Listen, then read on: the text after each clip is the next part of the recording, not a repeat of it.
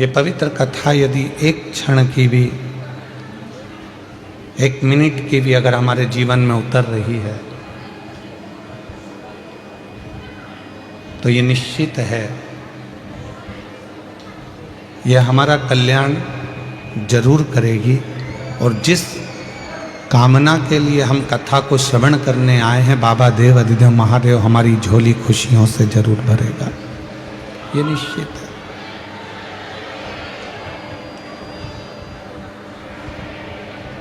क्योंकि शिव महापुराण की कथा भक्ति भी देती है और मुक्ति भी देती है।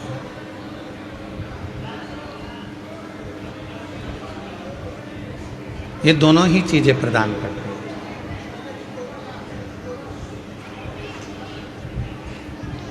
जो भक्ति के लिए श्रवण करता है उसको भक्ति देती है, जो मुक्ति के लिए श्रवण करता है उसको मुक्ति देती है। शंभु शंभु। जो भक्ति के लिए श्रवण कर रहा है उसको शिव महापुराण की कथा भक्ति दे रही है,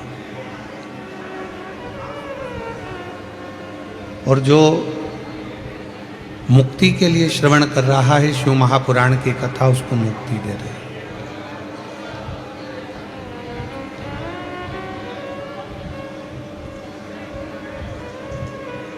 कई कई शिव महापुराण की कथा में ऐसे भी शिव भक्त आते हैं, भगवान शंकर से अपने मन की बात कहकर, भगवान शिव को अपनी स्तुति कहकर, भगवान शंकर को अपने हृदय की बात कहकर, भगवान शंकर को अपने मन की बात कहकर, भगवान शिव को अपने हृदय की बात कहकर उनको रिझाना चाहते हैं।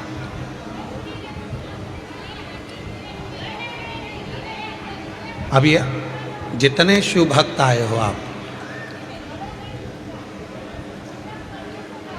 आप किस भाव से कथा सुन रहे हो, किस भाव से आप कथा को श्रवण कर रहे हो, ये आपके ऊपर निर्भर करता है। और बड़े भाग्यशाली हो जो इस कथा के मंडप में आपको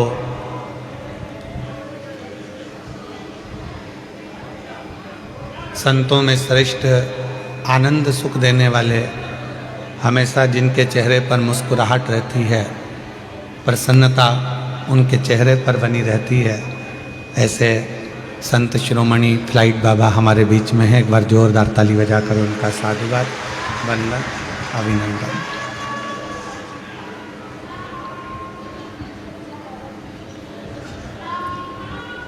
भक्ति और मुक्ति दो पथले, एक मुक्ति का पथ है, एक भक्ति का पथ है।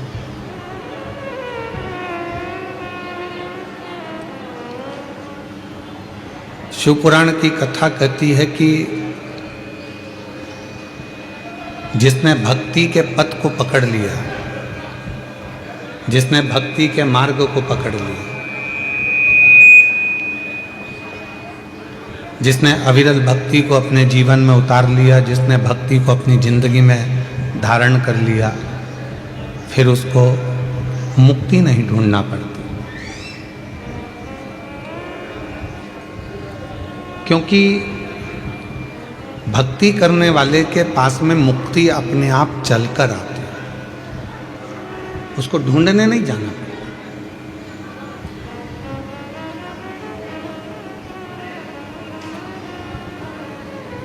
कई लोग कह देते हैं गुरुजी हमारे सिर पे हाथ रख दो हमारा कल्याण हो जाएगा।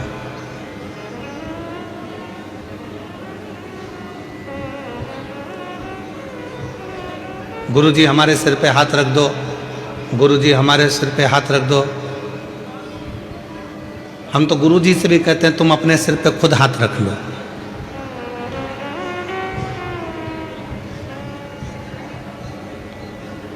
कितना भी गुरु तुम्हारे सिर पर हाथ रख दे मना नहीं है, पर आपका कल्याण निश्चित तब होगा जब आपके मन में निर्मलता का भाव होगा और भगवान के प्रति समर्पण होगा।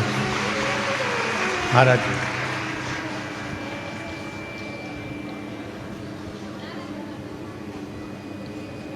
मन चंगा तो कठोते में गंगा, और यदि मन ही चंगा नहीं है, मन में ही भेद पड़ा हुआ है, मन में ही कहीं ना कहीं बैर भाव पड़ा हुआ है, मन में ही द्वेष भाव पड़ा हुआ है, तो फिर परमात्मा कैसे मिले?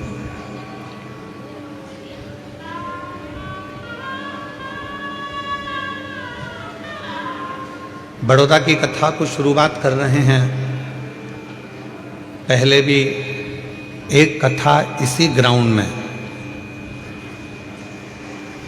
कर चुके हैं और जिसके यजमान थे श्री घनश्याम भाई, श्री राजू भाई माहेश्वरी, जिन्होंने इस कथा को दिव्यता और भव्यता के साथ कराया। और आज ये कथा दूसरी बार अग्रवाल आकोटा गार्डन ग्रुप महेश बंसल जी, मुख्य यजमान चंद्रपाल जी, बड़ौदा गुजरात से, उनके माध्यम से यह कथा प्रारंभ हो गई।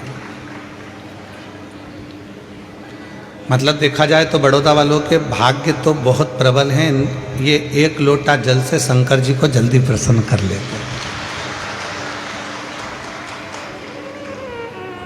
और शिव जी इनकी सुनते बहुत हैं। मतलब निश्चित हो गया है कि शंकर भगवान की कृपा गुजरात वालों पर, जभी तो मेरे शिव जी दो दो ज्योतिर्लिंग के रूप में गुजरात में विराजमान है। एक सोमनाथ जी और नागेश्वर नाथ जी, दोनों बैठे। और पूरे गुजरात की धरा को अगर कहीं से भी जाकर देखोगे, कहीं से भी दर्शन करोगे, कहीं से भी निवेदन करोगे, कहीं पर भी जाकर गुजरात की भूमि का दर्शन करोगे, तो ऐसी कोई भूमि नहीं है जहाँ पर भगवान शंकर का शिवलिंग, प्राचीन शिवलिंग धरा पर ना हो। अपने बड़ौदा में भी अगर आप देखें तो पूरे बड़ौदा के अंतर्गत में नवनाथ जी महाराज विराजमान है, नीलकंठेश्वर महादेव विराजमान है, भीमनाथ महादेव विराजमान है, पांडेश्वर नाथ विराजमान है, सिद्धेश्वर नाथ विराजमान है। ऐसी पूरी धरा हमारे बड़ोदरा की शंकर की अविरल भक्ति में निरंतर डूबी रहती है, निरंतर।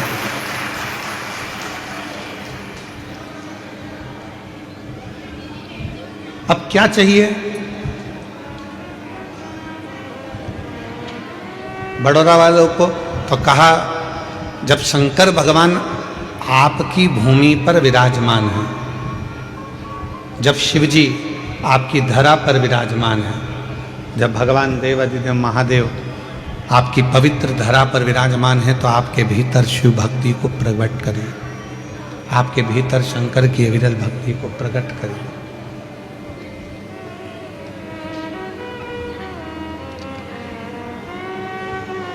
और मैंने तेरे ही भरोसे बाबा, तेरे ही भरोसे हवा बीच उड़ती जावांगी, बाबा डोर हाथों छड़ी नाम कटी जावांगी।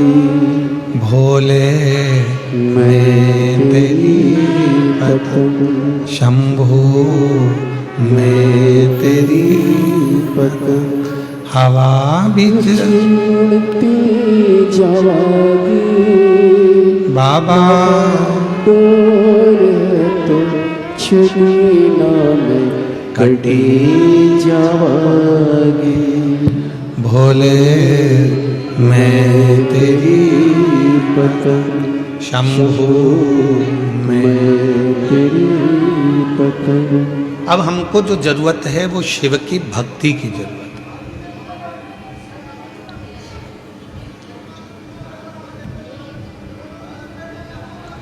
देवराज नाम का ब्राह्मण जो शिव को मानता नहीं था, शिव को जानता नहीं था, भगवान शंकर को पहचानता नहीं था, भगवान शिव को जानता नहीं था।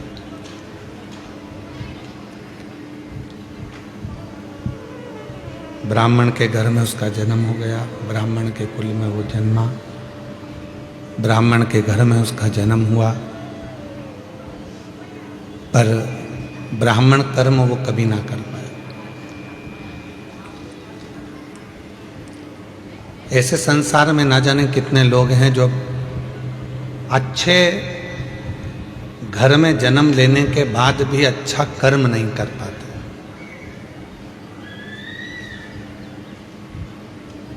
क्योंकि दुनिया की जो सोच है वह बड़ी विचित्र हो गई।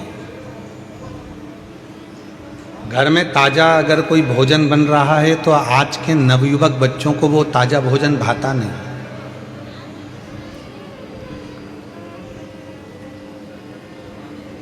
घर में अच्छा पकवान बन रहा है, घर के अंदर अच्छा भोजन बन रहा है तो घर के लोगों को, घर में रहने वाले नवयुवक बच्चों को, बेटाओं को, घर की बहुओं को, घर की बेटियों को, घर के पोते को, घर की पोतियों को वो भोजन भाता नहीं। और उनको जो डब्बे में 15 दिन का पैक है, पॉलीथीन में 25 दिन का पैक है, 1 महीने का पैक है, ना जाने कितने कितने दिन की पैकिंग का भोजन वो बाजार में बिक रहा है। पर आज के नवयुवक बच्चों को घर का ताज़ा भोजन नहीं भाता। ना जाने वो बासी भोजन से कैसा प्यार हो गया कि लोगों को वो बासी भोजन ही श्रेष्ठ लगता।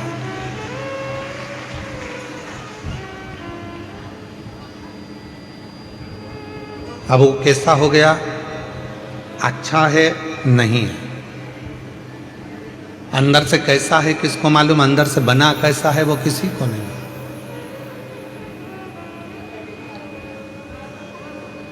हम कई बार दूसरों को देखते हैं कि वो बताओ कितना वो कचरा खा रहा था, वो कचरा सेवन कर रहा था, वो कचरा खा रहा था। पर हम अपने आप को ना देखें कि हम भी तो कभी कभी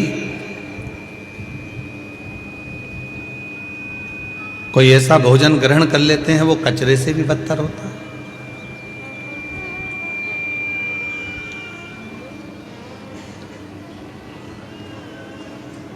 अपने घर में भले रूखी रोटी हो, सूखी रोटी हो, चाहे अपने घर में कैसा भी भोजन बने, शिव महापुराण की कथा कहती है, मेरे शंकर भगवान हमेशा पार्वती जी से कहते थे, पार्वती मुझे कुछ दे बनाकर, मैं उसको पाऊंगा। और आकड़िया की रोटी बनाई, काकड़िया की साग, और पर से माता पार्वती जी पावे भोलानाथ, मन शिव रटोरे, मन शिव रटोरे, छोड़ दो कपट मन मन शिव रटोरे, मन शिव रटोरे, छोड़ दो कपट मन शिव रटोरे।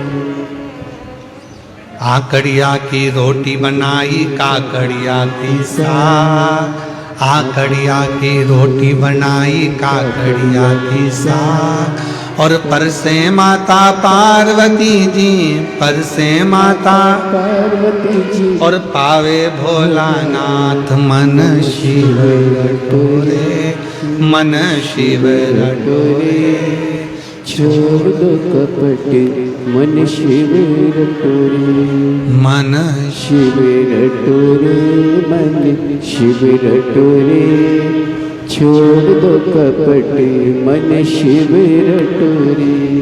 जो भाव से निर्मित घर में हो रहा है, अपने घर में जो पकवान बने, अपने घर में जो भोजन बने, अपने घर में जो भाव हो, अपने घर में जैसा भाव हो उसको ग्रहण करिए। दूसरे का ठाठ देखकर अगर अपनी जिंदगी को जियोगे तो वो श्रेष्ठता में नहीं जी पाओगे। दूसरे का वैभव देखकर अगर अपनी जिंदगी को जियोगे तो सहजता में नहीं जी पाओगे। जो परमात्मा ने आपको और हमको दिया है, जो भगवान ने आपको और हमको दिया है, उसको देखकर बस उसमें खुश रहकर, उसमें आनंद की जिंदगी जीकर, उसमें श्रेष्ठता धारण कर कर जैसा जीवन हम जिएंगे वो जीवन हमारे लिए श्रेष्ठ है, वो जीवन हमारे लिए आनंदित है। देवराज नामक का ब्राह्मण कुल में जन्म ले लिया, ब्राह्मण के घर में जन्म ले लिया, पर ब्राह्मण कर्म नहीं कर पाए।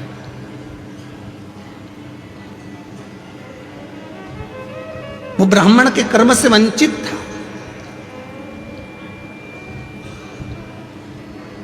ना कभी भगवान शंकर के मंदिर गया, ना कभी भगवान शंकर के शिवालय गया, ना कभी भगवान शंकर के देवालय गया, ना किसी देवी देवता के दरवाजे पर गया, ना किसी संत के पास बैठा, ना कभी साधु के पास, ना कभी तपस्वी के पास, ना कभी संत साधु सन्यासी साधक उपासक किसी के पास नहीं बैठा, किसी के पास।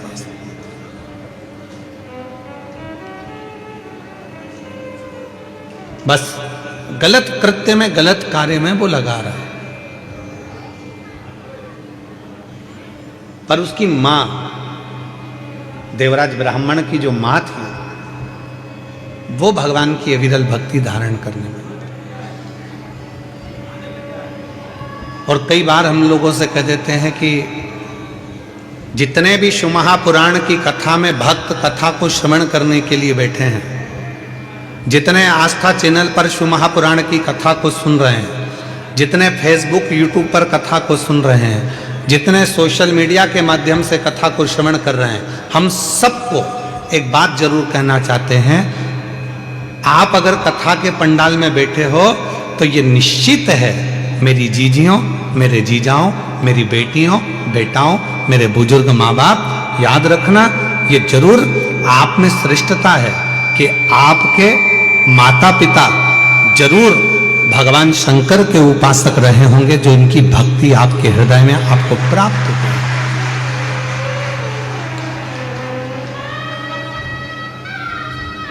बिना शिव भक्ति के कुछ प्राप्त नहीं हो सकता, बिना शंकर भगवान की विरल भक्ति के कुछ मिल नहीं सकता। ये उन्हीं की उदारता से प्राप्त हुआ है, उन्हीं की कृपा से प्राप्त हुआ है। आप यदि शिव महापुराण की कथा में आकर बैठे हो तो भगवान भोलेनाथ को तो धन्यवाद देना, साथ में जिस माँ ने आपको अपनी कोख में रखा 9 महीना और फिर जन्म दिया और अच्छे संस्कारों से पाला, उसको भी धन्यवाद देना कि आज शिव महापुराण की कथा में तेरी कृपा से बैठी। अगर मैं शिव महापुराण की कथा में अगर आज बैठी हूं तो तेरी कृपा से बैठी। अच्छा संस्कार मुझे दिया तो मैं यहां पहुंच गई, अच्छी बातें मुझे दी तो मैं यहां पहुंच गई। अगर मेरे अंदर अच्छा संस्कार नहीं होता, श्रेष्ठ विचार नहीं होते, तो मैं शिव महापुराण की कथा में भी पहुंच नहीं पाता।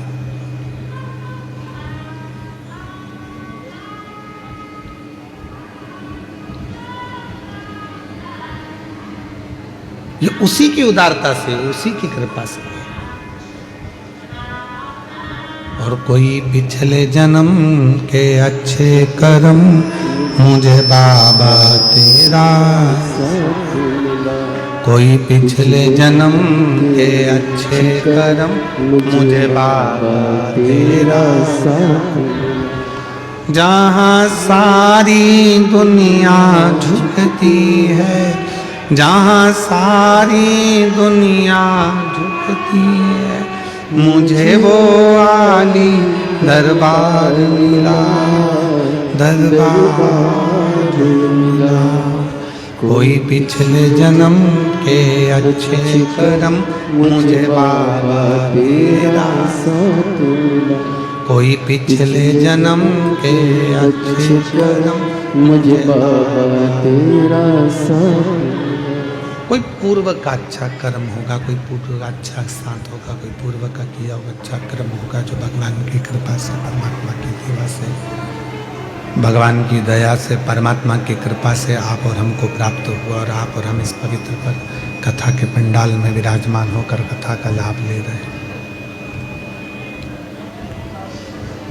ये उसकी कृपा से प्राप्त हुआ है, उसकी दया से प्राप्त हुआ है, ये उसकी करुणा से प्राप्त हुआ है।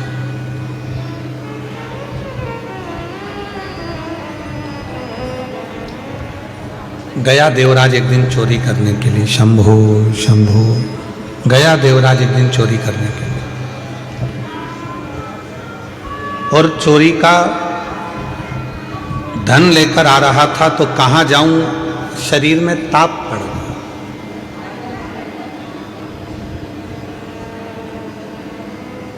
और शरीर में जब ताप पड़ा तो विचार करा कि कहाँ जाऊं चोरी का धन लेकर, तो शंकर जी के शिवालय में, शंकर के मंदिर में पहुंच गए।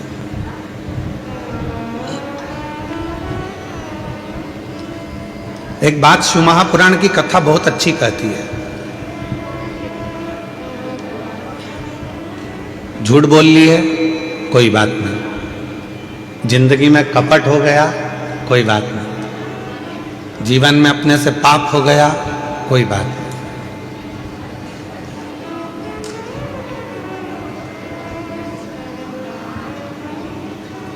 हमने जिंदगी में कोई व्रत भी नहीं करा, कोई बात नहीं। हमने जीवन में कोई दान भी नहीं करा, कोई बात नहीं। हमने जीवन में कोई सत्कर्म भी नहीं करा, कोई बात नहीं। शिव महापुराण की विद्धेश्वर संहिता कहती है, अगर हमने अपनी जिंदगी में ना कोई पुण्य करा, ना सत्कर्म करा, ना हम कभी जिंदगी में कोई अच्छा काम कर पाए, तो भी इस पापी शरीर ने अगर भूल से भी शंकर भगवान को एक लोटा जल चढ़ा दिया, तो हमें सारे पुण्य, सारे तप, सारे यज्ञ, सारे अनुष्ठान, सारी साधना का पुण्य फल प्राप्त होना चालू हो जाता।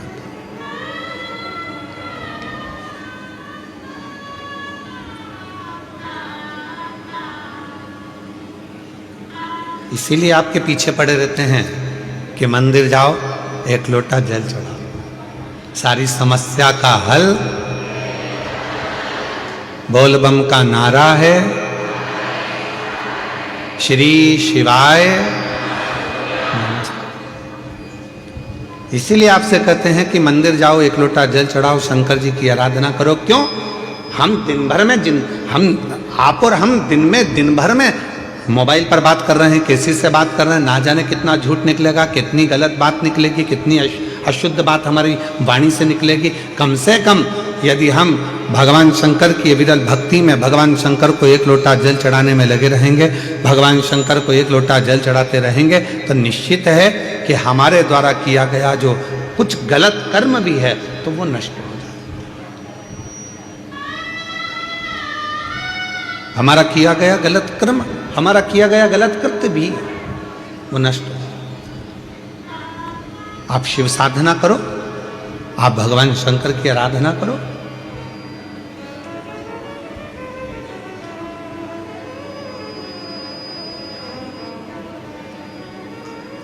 दो कुंडली होती है,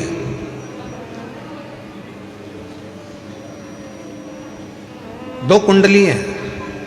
एक जन्म कुंडली आप सबकी होगी। अरे बोलो तो जम के, है कि नहीं है? दो कुंडलियां होती हैं, एक होती है जन्म कुंडली, दूसरी होती है कर्म कुंडली। एक जन्म कुंडली है और दूसरी कर्म कुंडली है।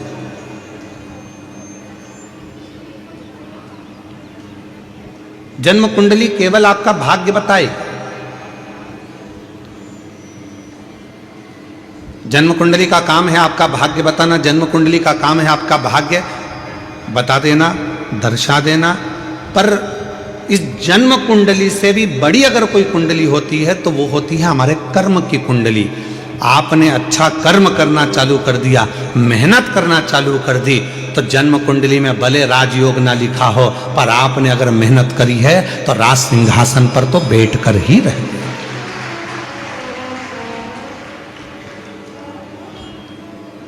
एक होती है जन्म कुंडली और एक होती है कर्म कुंडली।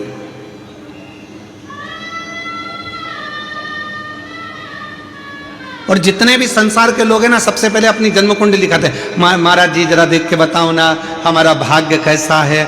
अब महाराज जी ने बता दिया कि तुम्हारे भाग्य में तो राजयोग है ही नहीं, तुम्हारे भाग्य में तो ये लिखा है, तुम्हारे भाग्य में तो वो लिखा हुआ है।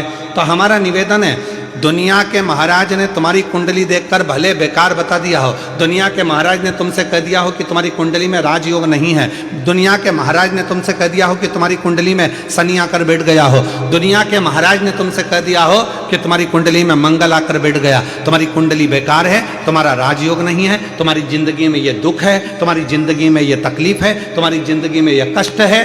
तो एक बात याद रखना कि जन्म कुंडली वाले ने जन्म कुंडली बता दी, अब तुम्हारे हाथ में है कि उस कुंडली को पलटोगे कैसे। तो उसको पलटने का सबसे सुंदर तरीका है तुम्हारी हाथों की मेहनत, लगन, परिश्रम और शिव जी को चढ़ाया गया एक लोटा जल तुम्हारी कुंडली को भी बदल कर रख देता।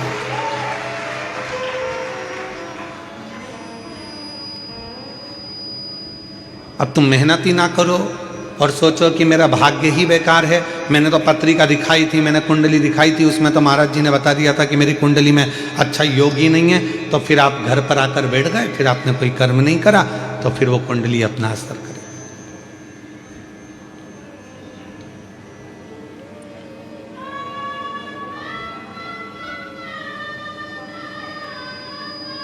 विधाता का काम है भाग्य लिखना, विधाता का काम है भाग्य लिखना, पर भाग्य को पलटने की गारंटी तो केवल एक ही के पास है, वो देवाधिदेव महादेव के पास। वो भाग्य पलट देता, वो तुम्हारी कुंडली पलट देता है, वो तुम्हारा भाग्य पलट देता है, वो तुम्हारे विचार पलट देता है। आप लोग इतनी संख्या में आए हो, हमको उम्मीद नहीं थी कि कथा के पहले दिन ये सारे इतने बड़े बड़े पंडाल पहले दिन ही भरा जाएंगे, हमको नहीं था।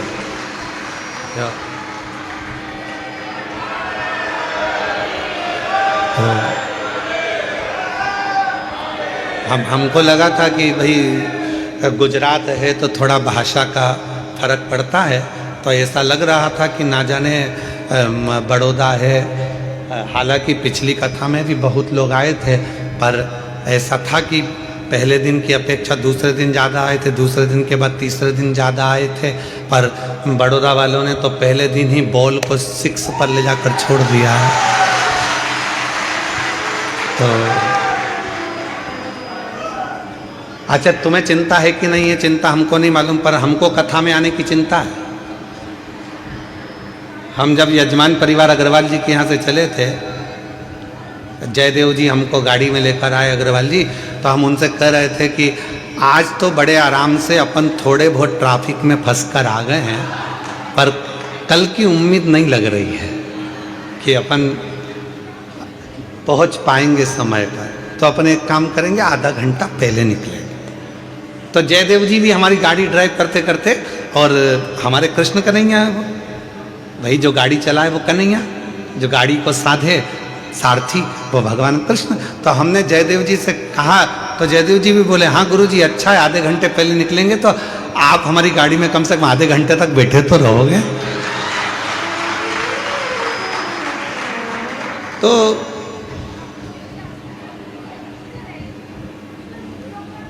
बड़ी शिव की कृपा है आप लोगों पर, और आज विश्वास के साथ कर रहे हैं बड़ौदा की पवित्र धरा पर।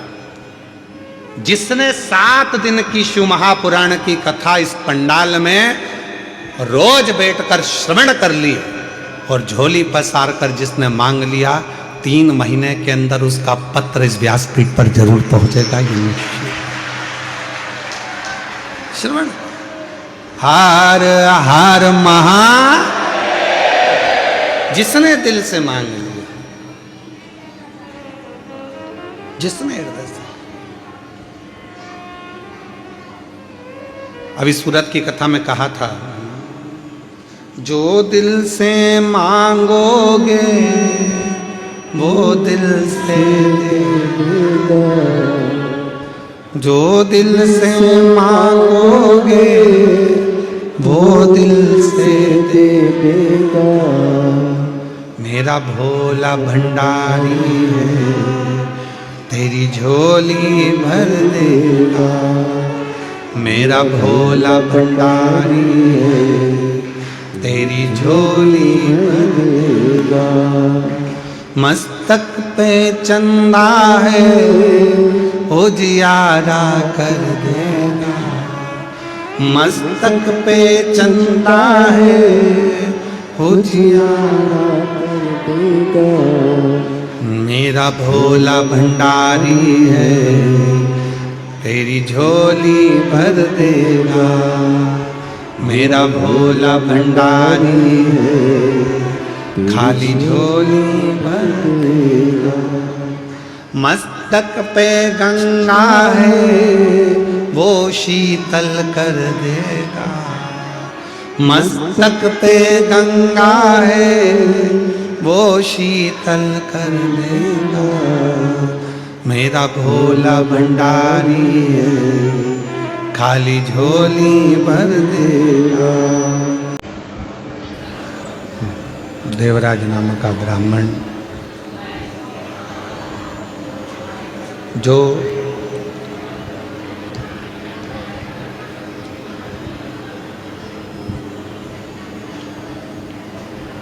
कभी ना मंदिर गया, ना देवालय गया, ना शिवालय गया, पर उसकी माता ने जो भगवान शंकर को जल चढ़ाया था, उस जल का फल उस देवराज को मिला।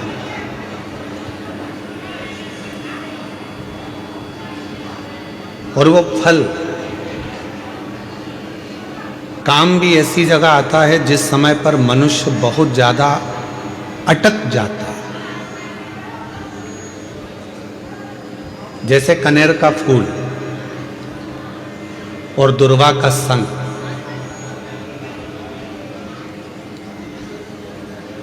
ये दो चीजें ऐसी हैं। कनेर का फूल देखा है आप लोगों ने?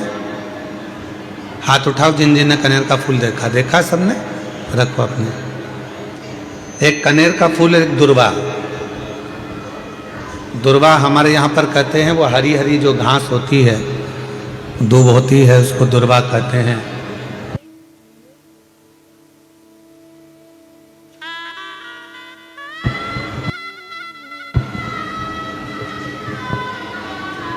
एक होता है कनेर का फूल, एक होती है दुर्वा। ये दो हैं। शिव महापुराण की कथा कहती है, शिव महापुराण का कौमार्य खंड वर्णन करता है जब व्यक्ति बहुत ज्यादा उलझनों में कहीं एकदम अचानक घिर जाए, अचानक से आकर गिर गया और उसका कोई निर्णय निकल ही नहीं रहा। वो निर्णय निकल ही नहीं रहा है, बिल्कुल इतनी अड़चन में फंस गया, इतनी अड़चन में फंस गया कि चारों तरफ से ऐसा लग रहा है कि अब तो कोई निर्णय निकल ही नहीं रहा, अब तो मर जाऊं तो अच्छा। तो शिवपुराण की कथा कहती है मरना उसका कोई हल नहीं है, सुसाइड कर लेना उसका हल नहीं है। अब मैं चारों तरफ से घिर गया हूं, बहुत परेशान हो गया हूं, बहुत तकलीफों में फंस गया हूं, तो अब तो मैं मर जाऊं तो अच्छा। उसके मन में ये भाव आ जाता है। उस समय पर कुछ मत कर, सुसाइड का तो सोची मत ही, मरने का तो सोची मत ही। केवल एक काम कर, एक कनेर का फूल और एक दुर्वा दोनों ले जा। जया, विषहरा, श्यामली बारी, दौतली और देव, शिव जी की 5 बेटियां। सब लोग उनका नाम लेंगे साथ में। पहले नंबर पर जया, विषहरा, श्यामली बारी, दौतली और देव। ये शंकर जी की जो 5 लड़कियां हैं। ये डीले कम कर दो, आवाज क्लियर कर दो। शिव जी की जो 5 लड़कियां हैं, इन 5 लड़कियों का नाम लेकर एक कनेर का फूल और एक दुर्वा जो भगवान शंकर को उत्तर की ओर मुख कर कर शिवलिंग पर समर्पित कर देता है, और एक लोटा जल धीरे धीरे शंकर भगवान को अपने मन की कामना कर कर जिस उलझन में वो फंसा हुआ है, जिस व्याधि में वो फंसा हुआ है, जिस तकलीफ में वो फंसा हुआ है, उसका स्मरण करते करते वो शिव जी से अपने मन की बात कहते कहते अगर जल उसी दुर्वा, उसी कनेर के फूल के ऊपर शिवलिंग पर जो चढ़ा हुआ है उस पर समर्पित करता है, कहते हैं 4 घंटे भी नहीं लगते।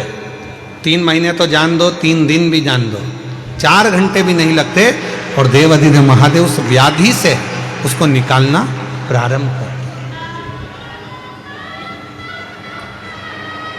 उस व्याधि से वो निकालना प्रारंभ कर देता है, उस तकलीफ से उसको दूर करना प्रारंभ कर देता है। पर एक निवेदन है आप सबसे, अगर शिव महापुराण पर आपका भरोसा है और शिव जी पर विश्वास है तो ये सब कुछ करा हुआ हमें फल देता है, और अगर भरोसा ही नहीं है, विश्वास ही नहीं है, तो फिर बड़ा मुश्किल है कि आप शंकर को जल चढ़ाते चढ़ाते पूरी जिंदगी निकाल दोगे तो भी उसका कोई हल, उसका कोई फल मिलना नहीं, पूरी जिंदगी।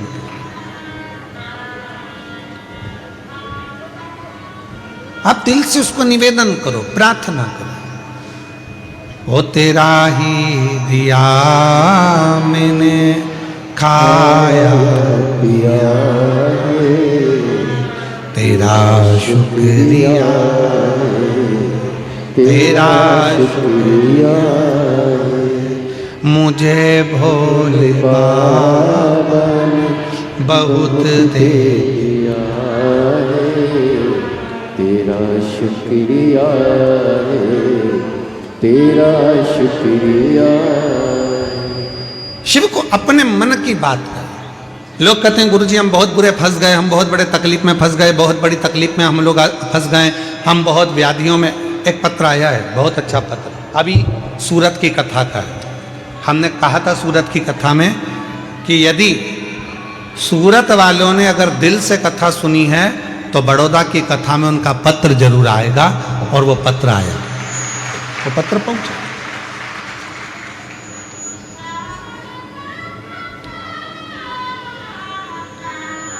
मेरा नाम हीरल बहन है, मेरे पति का नाम दीपक भाई है।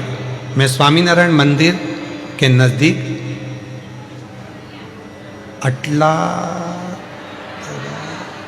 अटलादरा बड़ोदरा में रहती हूँ। कहीं बैठी हैं तो हाथ हिला सकती हैं, अगर कहीं बैठी हों तो हाथ हिला सकती हैं, और अगर आई हों तो बेलपत्र लेने के लिए व्यासपीठ पर आ सकती हैं। अगर कहीं बैठी हों तो हाथ हिला सकती हैं और बेलपत्र लेने के लिए आ सकती हैं। कहीं बैठी हैं तो आ सकती हैं। मेरा नाम हीरा बहन है, मेरे पति का नाम दीपक भाई है। मैं स्वामीनारायण मंदिर के नज़दीक अटलादरा बड़ौदा की रहने वाली हूँ। गुरुजी बोलते हैं ना कि एक लोटा जल सारी समस्या का हल। मैं भी एक लोटा जल चढ़ाती थी और मैंने सूरत में कथा को श्रवण करा, बाबा से विनय करी थी, गुरुदेव मेरे और मेरे पति के बीच अनबन हो गई थी, जिसका केस चल रहा था, वो केस खत्म ही नहीं हो रहा था। आज बाबा की ऐसी कृपा हो गई, 7 दिन की कथा मैंने सूरत के पंडाल में बैठकर सुनी, और 7वां दिन कथा का पूरा हुआ और मेरा केस पूरा खत्म होकर मैं बाबा को यहाँ नमन करने के लिए।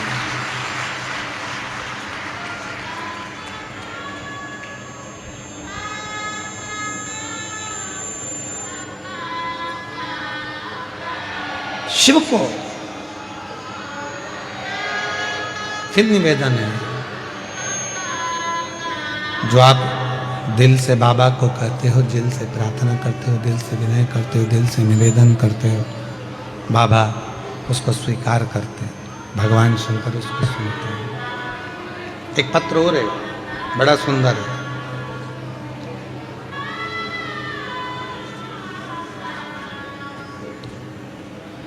मेरा नाम गीता है। मैं बड़ौदा गुजरात प्रमुख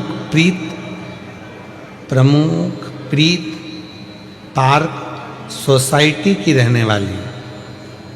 कहीं बैठी हों तो हाथ हिला सकती हैं। मेरा नाम गीता है। मैं बड़ौदा के गुजरात प्रमुख प्रीत पार्क सोसाइटी की रहने वाली हूँ। कहीं बैठी हों तो हाथ हिला सकती हैं, और अगर बैठी हों तो आ सकती हैं। गुरुजी मेरी शादी को 5 साल हो गए थे, मुझे संतान का सुख नहीं था। कई डॉक्टरों को दिखाया, फिर भी मुझे संतान नहीं हुआ। फिर दिनों दिन ऐसे ही निकलते चले गए। एक दिन मेरी मम्मी ने कहने पर पशुपतिनाथ का व्रत किया और बाबा की ऐसी कृपा हुई कि मेरा तीसरा सोमवार आया और मेरा गर्भ ठहर गया। डॉक्टरों ने कहा कि मैं गर्भित हूँ। मैं बाबा का क्या धन्यवाद करूं गुरुदेव। मेरे बाबा ने ऐसी कृपा कर दी कि सारे डॉक्टरों का इलाज कराते कराते थक गई थी, पर संतान का सुख नहीं था। आज डॉक्टर और प्रभु की कृपा ऐसी हो गई कि मेरे घर में बेटे ने जन्म लिया और बाबा की कृपा से मैं मां। गुरुदेव, आप जब ऑनलाइन शिवरात्रि की पूजन कराते हो सावन के महीने में, आप कहते हो कि अपने घर में जब शंकर भगवान की ऑनलाइन पूजन करोगे, जो मांगोगे एक बेलपत्र उठाकर रख लोगे और जो मांगोगे वो मिलेगा। मेरे बाबा ने मेरे यहाँ औलाद तो दे दी, पर हम किराए के मकान में रहते थे। संतान तो दी पर मकान नहीं था। पति और मैंने दोनों ने शिवरात्रि का पूजन करा सावन के महीने की, बेलपत्र उठाकर रख ली। हम नहीं जानते थे कि उस बेलपत्र का कितना महत्व है। आज बाबा से केवल एक ही बात मांगी थी कि मेरा खुद का मकान हो जाए, और बाबा से तो हमने 1 मंजिल का मकान मांगा था। आज बाबा ने मुझे 3 मंजिल का मकान दे दिया।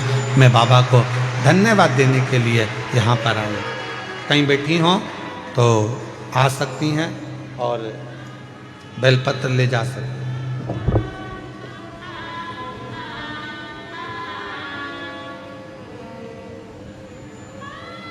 और हमारा निवेदन फिर इस शिव महापुराण कथा के माध्यम से, शंकर की पवित्र कथा के माध्यम से, भगवान शंकर की पवित्र कथा के माध्यम से फिर निवेदन करें। ऐसे दयालु नाथ से रिश्ता निभाइए। बोलो, जितने बैठे हो सब बोलो, ऐसे दयालु नाथ से रिश्ता बनाइए, मिलता रहेगा आपको जो कुछ भी चाहिए, मिलता रहेगा आपको जो कुछ भी चाहिए। ऐसा करिश्मा होगा जो हुआ कभी नहीं, ऐसा करिश्मा होगा जो हुआ कभी नहीं। मांगा है भोलेनाथ से। आवाज नहीं आ रही आप लोगों की। मांगा है भोलेनाथ से वरदान है, तेरी दया बनी रहे जब तक है जिंदगी, तेरी दया बनी रहे जब तक है जिंदगी, तेरी कृपा बनी रहे जब तक है जिंदगी। जो बैठ कर मांग रहे हैं, जो हम बाबा से प्रार्थना कर रहे हैं, जो निवेदन कर रहे हैं, जो बाबा से विनय कर रहे हैं, वो बाबा स्वीकार कर, वो दे रहा,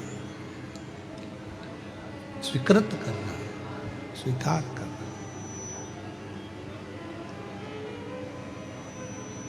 देवराज कभी शिव मंदिर नहीं गया, देवराज कभी भगवान शंकर की आराधना नहीं करा, कभी मंदिर नहीं गया, कभी पूजन नहीं करी, कभी अर्चना नहीं करी, पर माँ ने जो जल चढ़ाया था 1 लोटा जल, वो माता का चढ़ाया गया जल बेटे के कार्य आ गया।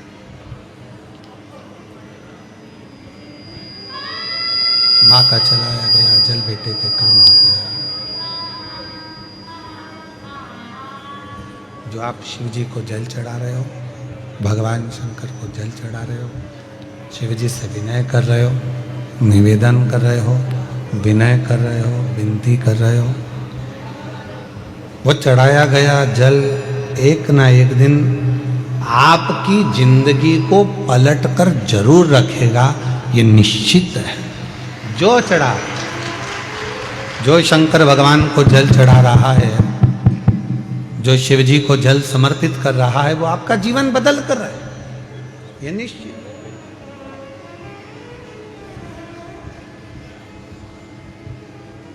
बस वो जल चढ़ाने में आपका विश्वास कितना है, आपकी दृढ़ता कितनी है, आपका भरोसा कितना है, वो आपके ऊपर निर्भर करता है।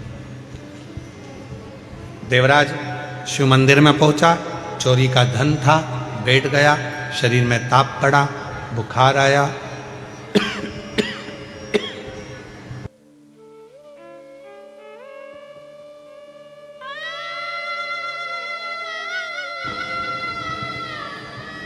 शरीर में ताप पड़ा, बुखार आया और देवराज शरीर में ताप पड़ने पर, बुखार आने पर दुबक कर बैठा था, चुप कर।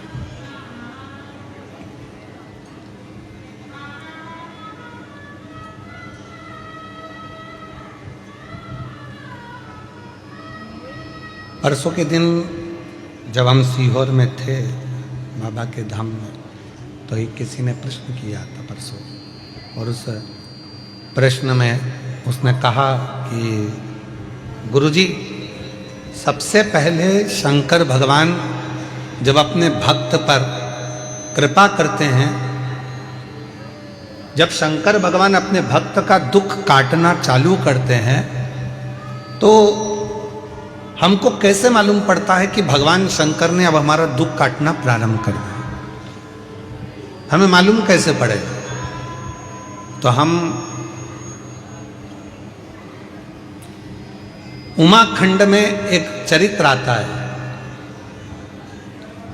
जब माता पार्वती जी तप करते करते करते करते करते करते माता पार्वती के बहुत वर्ष निकल गए और पार्वती भगवान शंकर को प्राप्त करना चाहती थी, तो पार्वती के प्रसंग को हम देखें उमाखंड में, तो वर्णन आता है कि शिव जब करुणा करना चाहते हैं, जब शंकर भगवान आपको स्वीकार करना चाहते हैं, तो सबसे पहला झंडी किस रूप में दिखाते हैं? तो कहा शंकर भगवान स्वयं आपके स्वप्न में आकर, शंकर भगवान आपके स्वप्न में आकर आपको दर्शन भी देते हैं, और कोई कोई शिव भक्त ऐसा होता है कि उसको स्वप्न में भी शिव के भक्त के मुख से, जब स्वप्न में भी ब्रह्म मुहूर्त में कथा सुनने का स्वप्न दिखना चालू हो जाए कि मुझे कोई कथा सुना रहा है, शिव पुराण सुन रही हूँ, शंकर बैठे हैं, उनका दर्शन कर रही हूँ, तो समझ लेना कि शिव तुझे अब दुख से दूर करना प्रारंभ करना चाह रहा है, तुझे दुख में।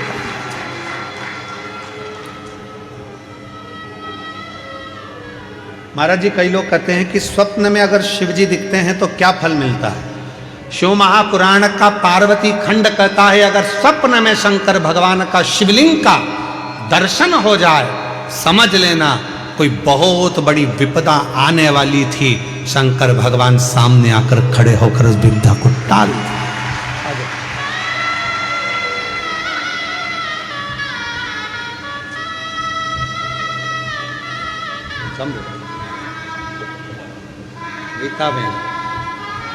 गीताबेन बड़ौदा से, पहले आंसू पोछो, आंसू पोछो पहले। शंभु श्री शिवाय नमस्तुभ्यं। शिव जी की कृपा से, बाबा की कृपा से हुआ है। 5 साल तक औलाद नहीं थी। माँ ने कहा कि पशुपति व्रत कर, शिव जी को 1 लोटा जल चढ़ा, और डॉक्टरों ने तो मना किया था कि संतान सुख नहीं है, पर बाबा की कृपा से औलाद का सुख प्राप्त हुआ। एक बार जोरदार ताली बजाकर सब प्रणाम नमन करो। जो दिल से मांगोगे वो दिल से दे देगा, जो दिल से मांगोगे वो दिल से दे देगा। आंसू पोछो, आंसू पोछो, आंसू पोछो। मेरा भोला भंडारी है, खाली झोली भर देगा। मेरा भोला भंडारी है, खाली झोली भर देगा। जो दिल से मांगोगे वो दिल से दे देगा। जो दिल से मांगोगे वो दिल से दे देगा। मेरा भोला भंडारी है खाली झोली भर देगा। भगवान देवाधिदेव महादेव का प्रसंग कह रहा।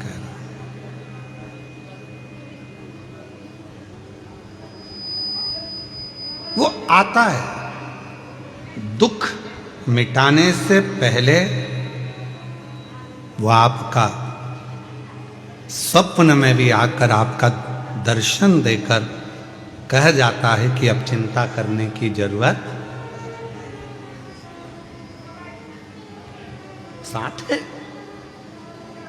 संग खड़ा है, दुख मिटाने के लिए तुम्हारे पास में आकर खड़ा है।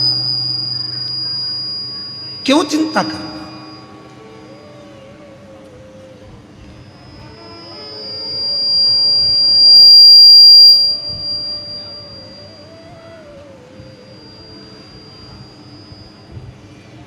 किस बात की चिंता करना? अब सौंप दिया इस जीवन का सब भार तुम्हारे हाथों में है। हार तुम्हारे हाथों में और जीत तुम्हारे हाथों में। सब कुछ उस पर छोड़ दिया तो फिर अब चिंता करने की जरूरत क्या है? अब चिंता करने की जरूरत ही क्या? सब उसी पर सौंप दी थी।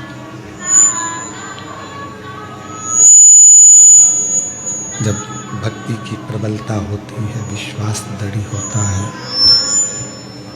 भरोसा दृढ़ होता है, विश्वास दृढ़ होता है, भक्ति प्रखर होती है, तब शिव करुणा जरूर करते हैं। इसलिए कहा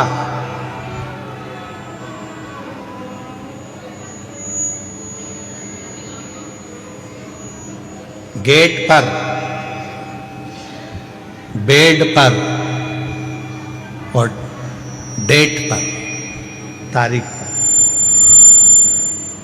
तुम्हारे दुख के समय पर, तुम्हारी तकलीफ के समय पर, तुम्हारी कष्ट के समय पर जो खड़ा है, समझ लेना कि वही तुम्हारे लिए हितैषी है और वही शिव है। वही हितैषी है, वही शिव। परिवार बहुत बड़ा है, रिश्तेदार बहुत सारे हैं, पूरा कुटुंब भरा पड़ा है, पूरा घर भरा पड़ा हुआ है, पूरे नातेदार रिश्तेदार कुटुंबी परिवार, नाते रिश्ते कुटुंब परिवार ढेर भरा पड़ा हुआ है, सारा घर बड़ा पड़ा हुआ है। पर दुख की घड़ी में, दुख के समय पर, तकलीफ की घड़ी में कोई बहुत बड़ा कष्ट आकर खड़ा हो गया और बहुत बड़ी तकलीफ आकर खड़ी हो गई, और उस दुख की घड़ी में अगर दरवाजे पर कोई अपना आकर खड़ा हो जाए तो समझ लेना कि सारे रिश्तेदारों में सबसे श्रेष्ठ रिश्तेदार वही है जो दुख की घड़ी में हमारे गेट पर खड़ा, जो हमारे गेट पर खड़ा। आ जाइए।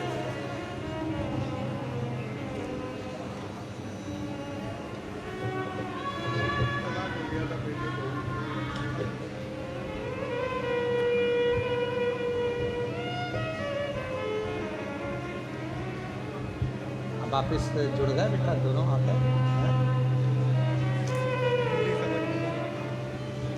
बेटे बहू में तलाक हो गया था और केस चल रहा था, संबंध पूरा खत्म हो गया था। 7 दिन की शिव पुराण की कथा, माँ आस लेकर कथा में पहुंच गई। कहा मेरे बेटे बहू को वापिस जोड़ दो, और भगवान जब बड़ौदा में कथा होगी तो पत्र भेजूंगी। और शिव की कृपा से आज दोनों का संबंध जुड़ गया, वापिस एक हो गए। एक बार जोरदार ताली बजाकर साथ ये बेटे बहू।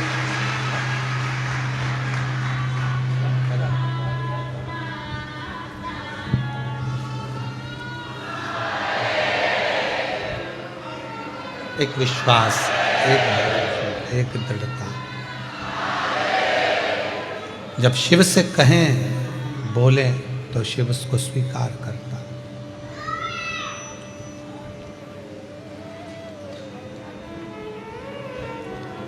गेट, बेड और डेथ, 3 है। दुख के समय पर कोई तुम्हारे दरवाजे पर खड़ा है तो समझ लेना वही तुम्हारा सबसे ज्यादा श्रेष्ठ हितैषी है, वो पूरा विश्वास के साथ खड़ा हुआ। कई लोग परिवार के भी ऐसे होते हैं, रिश्तेदार नातेदार ऐसे होते हैं, कुटुंबी परिवार वाले ऐसे होते हैं कि जैसे ही कोई दुख का समय आता है, तकलीफ की घड़ी आती है, किसी के यहाँ मालूम पड़े कोई ईडी का, इनकम का कोई फालतू की बात, कोई केस, कोई थाना, कोई कचहरी, कोई चीज हो जाती है तो लोग उसके दरवाजे पर जाते ही पहुंचते। तुम्हारे दुख के समय पर अगर कोई गेट पर खड़ा है, तुम्हारे साथ खड़ा है, समझ लेना कि वही शिव है, वही श्रेष्ठ है। पहले नंबर पर गेट, दूसरे नंबर पर बेड। तुम्हारी बीमारी के समय पर, तकलीफ के समय पर, शरीर में रोग के समय पर, हॉस्पिटल में बेड पर पड़े हुए हो, घर पे पलंग पर पड़े हुए हो और कोई तुम्हारे बेड के पास खड़ा है तो समझ लेना वही तुम्हारे लिए श्रेष्ठ है। बाकी के जितने हैं वो सब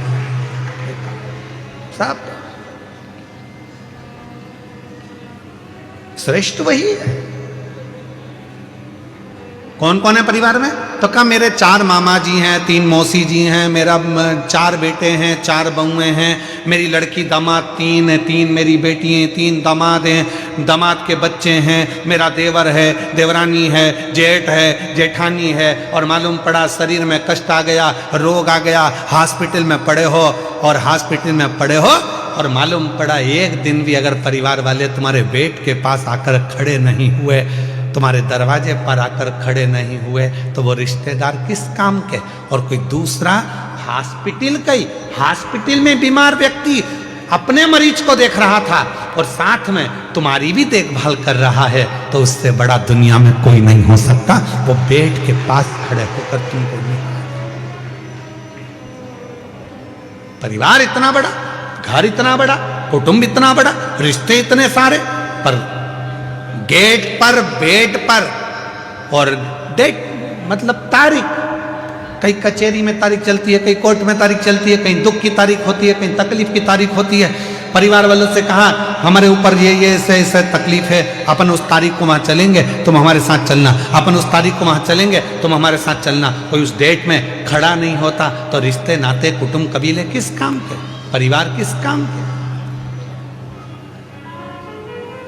गेट, बेड और डेट, ये 3 ऐसे हैं। दुख के समय पर, तकलीफ के समय पर कोई यदि आपके साथ दरवाजे पर खड़ा है, बीमारी के समय पर कोई आपके पलंग के पास खड़ा है और कोई तारीख पर आपके साथ खड़ा है, तो समझ लेना कि आपका भला है, आपका कष्ट है, आपका वो कोई दूसरा नहीं है, वो श्रेष्ठ है, वो श्रेष्ठ है।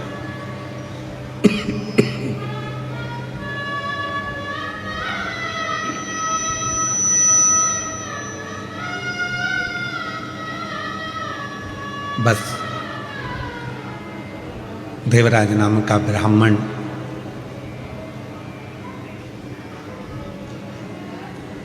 अंतिम सांसें गिन रहा है, कोई साथ देने वाला नहीं है, पर माँ ने जो 1 लोटा जल चढ़ाया था उसका पुण्य उस बेटे को शंकर के मंदिर तक लेकर गया।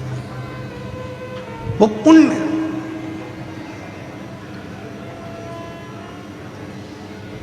बड़ौदा के इस पंडाल में जितने शिव भक्त बैठकर कथा को सुन रहे हैं, आपको शिव महापुराण की कथा में लेकर कौन आया? कौन तुमको यहां लेकर आया? आपका पुण्य, जो आपने 1 लोटा जल शंकर के मंदिर में चढ़ाया था, वो पुण्य आपको यहां, आपका पुण्य।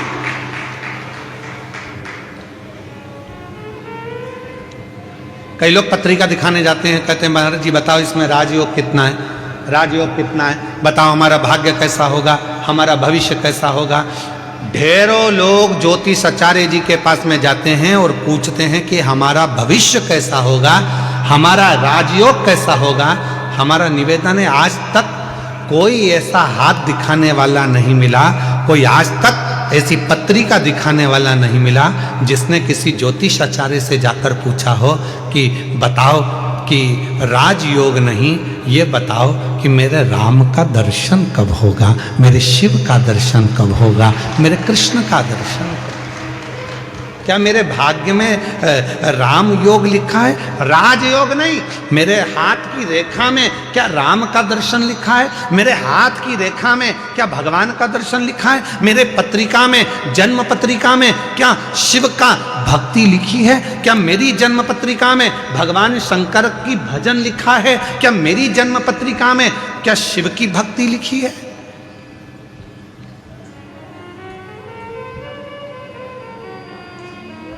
ये यजमान जी जो बने हैं, चंद्रपाल जी, कहाँ बैठे हैं? खड़े हो जरा।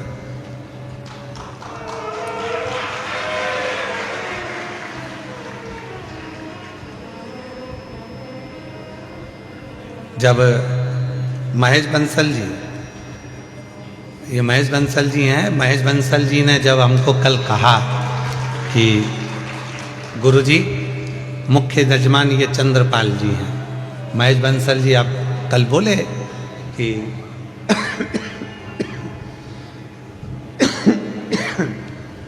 कि मुख्य यजमान चंद्रपाल जी हैं। चंद्रपाल जी जब हमारे को मिले, इनकी पत्नी और इनके चेहरे पे ऐसी खुशी, ऐसी खुशी,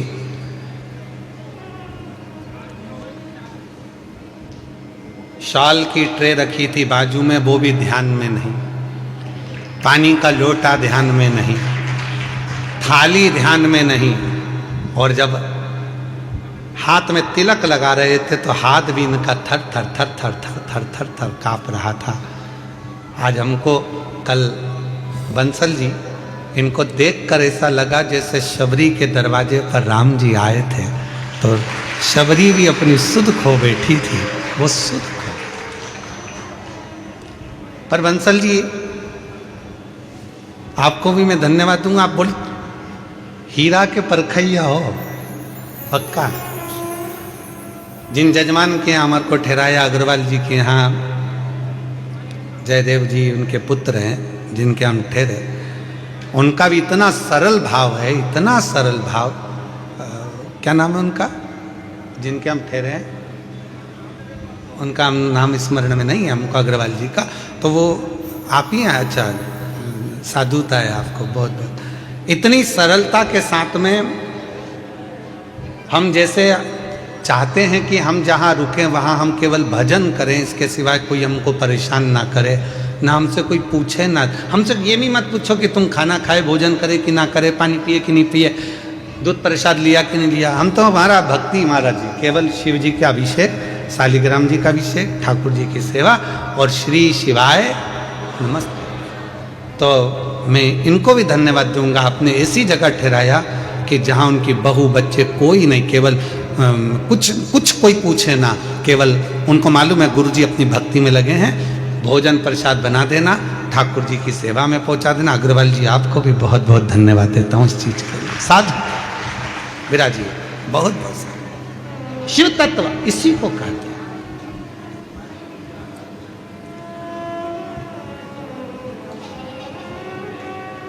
इसी को अविरल भक्ति कहते हैं।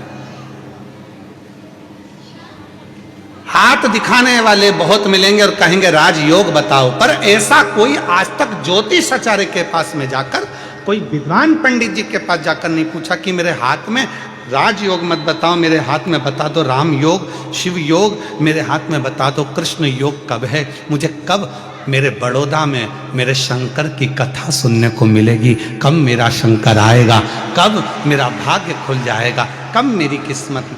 और शबरी तुम्हारे पास में कौन कैसा विद्वान ज्योतिषाचार्य मिला मुझे हमें नहीं मालूम, पर माँ शबरी अम्बा के पास में, शबरी माता के पास में मातंग ऋषि थे। मातंग ऋषि से शबरी अम्बा ने पूछा मेरे भाग्य में बता दो राम का दर्शन कब होगा, राम का दर्शन।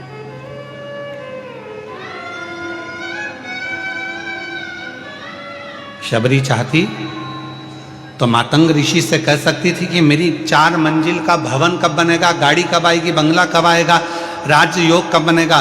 पर शबरी ने यह कुछ नहीं मांगा। शबरी ने तो केवल इतना कहा कि मेरे ऊपर कृपा कर कर बता दो कि मुझे राम का दर्शन कब होगा।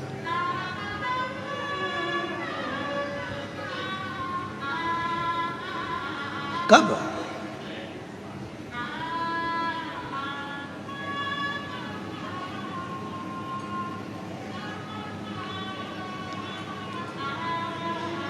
कब मुझे दर्शन हो, कब मैं मिलूं उससे। आप लोगों ने एक प्रसंग सुना होगा कि पंडित जी कहते हैं कि शंकर जी पे गंगा जल चढ़ाओ। अरे बोलो तो जम के, सुना है कि नहीं सुना?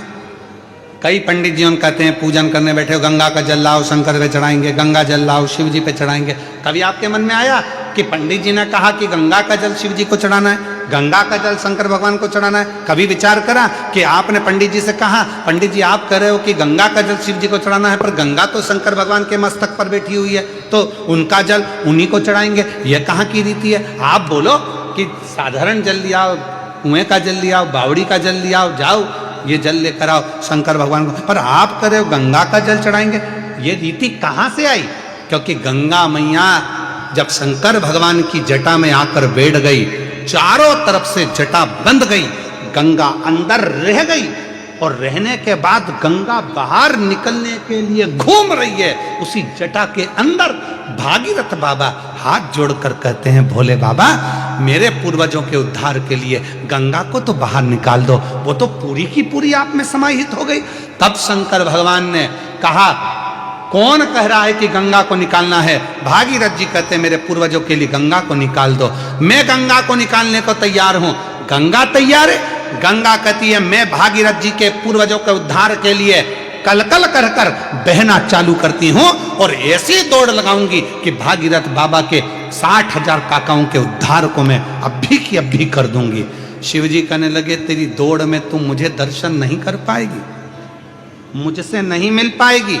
गंगा जी कहती हैं, मैं आपका दर्शन भी करूंगी और मिलूंगी भी। और गंगा को भगवान शंकर ने अपनी जटा से निकाला। बहती हुई गंगा भागीरथ बाबा के यहाँ 60,000 काकाओं के उद्धार के लिए पहुंच गई।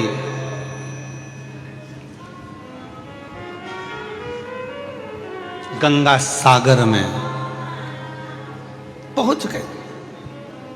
अब गंगा को शिव नहीं मिल रहा, गंगा को शंकर का दर्शन नहीं हो रहा, गंगा शिव को देख नहीं पा रही है, गंगा शंकर के करीब नहीं रह पा रही है, गंगा शंकर भगवान का मुख नहीं देख पा रही है। नैनों से नीर बह रहा था। भगवान नारायण का दर्शन गंगा जी को हुआ। नारायण ने पूछा, क्यों गंगा कैसी हो? गंगा जी कहती हूं तो अच्छी, पर जिन शिव की जटा से निकली हूं उनके पास जाने के लिए वापिस तरस रही हूं, मिल नहीं पा रही हूं। कोई ऐसा साधन बता दो कि मुझे शंकर का दर्शन हो जाए। गंगा, मैंने तो सुना है शंकर भगवान जिसको अपना बना लेते हैं उसको दूर नहीं करते हैं, तो शिवजी ने तुझे दूर कैसे कर दिया? गंगा जी कहती हैं, शंकर भगवान ने दूर नहीं करा, मैं मेरी अहंकार से शिव से दूर हो गई। शिवजी ने कहा था, मत जा गंगा, मैं तुझे अपनी जटा में हमेशा रखने को तैयार हूं, तू इस जटा में विराजमान रहे। पर गंगा, मैंने शंकर भगवान से कहा, तुम मुझे छोड़ो, मैं भागीरथ बाबा के 60,000 काकाओं का उद्धार करूंगी और तुम्हारा दर्शन करने आ जाऊंगी। पर ऐसी बह रही हूं, निरंतर ऐसी बह रही हूं कि शिव का दर्शन मुझे वापिस मिलता ही नहीं है। आप कुछ कृपा करो। भगवान नारायण ने शंकर जी से प्रार्थना करी, आप कुछ करिए। शंकर जी ने पार्वती से कहा, पार्वती गंगा का जल लेकर ही मुझ पर चढ़ा। पार्वती जी ने पूछा, जो गंगा तुम्हारी जटा पर बैठी है उसी का जल तुम्हें चढ़ाऊं, तो इसका मतलब क्या है? शंकर भगवान कहते हैं कि वो गंगा मेरे दर्शन करने के लिए तरस रही है।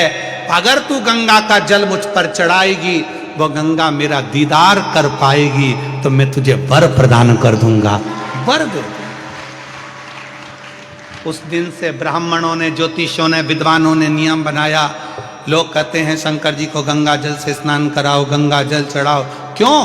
तो तो कहा गंगा जल से शिवजी क्यों प्रसन्न होते हैं? उसका प्रसन्न होने का कारण यह है कि शंकर जी प्रसन्न होते कि नहीं होते, पर गंगा शिव पर चढ़ती है, दर्शन करती है, तो गंगा वर देती है कि तूने मुझे शंकर से मिला दिया, जा मैं तेरे ऊपर कृपा करती हूँ, तेरी भंडार भरती हूँ, तुझ पर दया करती हूँ,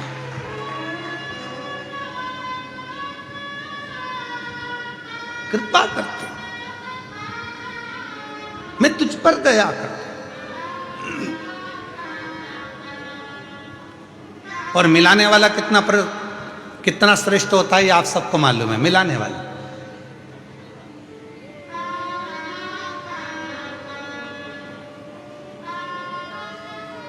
आप में से कई माताएं मेरी इतनी खुश हो रही होंगी, इतने साल के बाद गुरुजी गुजरात में बड़ौदा में आए, अरे बाबा बड़ी कृपा कर दी, हम तरस रहे थे, हम दर्शन के लिए, कथा के लिए हम नहीं जा सकते, बाहर कथा सुनने के लिए हम दूर नहीं जा सकते, कथा श्रवण करने के लिए, पर हमारे बड़ोदरा में बाबा भोलेनाथ ने करुणा कर दी। अग्रवाल जी को साधुवाद, अग्रवाल के पूरे ग्रुप को साधुवाद, अग्रवाल आकोटा गार्डन जो ग्रुप है उसको साधुवाद कि जिन्होंने इस पवित्र कथा को करवा लिया। तो ये भीतर की आनंदता, ये भीतर का सुख साधुता देता।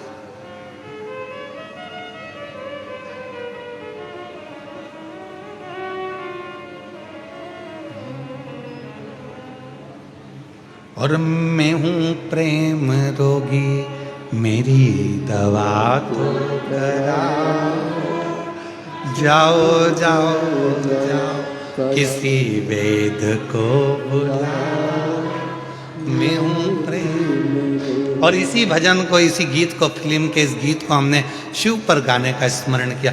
मैं हूं शिव रोगी, मेरी दवा। रुको रुको रुको रुको, पहले पत्र पढ़ते हैं, फिर इस प्रसंग पे बात करते हैं। उसमें भी यही बात लिखी है, हमारी अम्मा को रोग लग गया।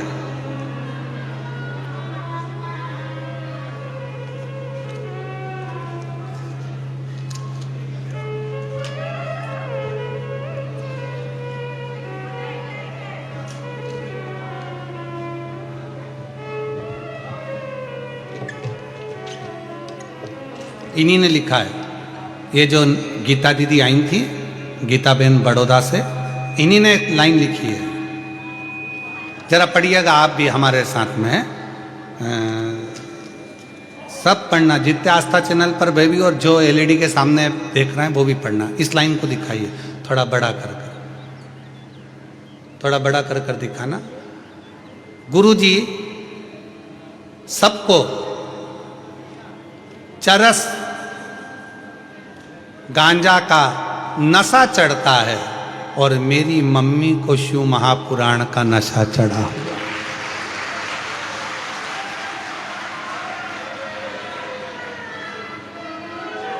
फिर से पढ़ लो, फिर से पढ़ो जरा, इसको क्लोज कर कर जरा दिखाइए। गुरुजी सबको चरस गांजा का नशा चढ़ता है, और मेरी मम्मी को शिव महापुराण कथा का नशा चढ़ गया।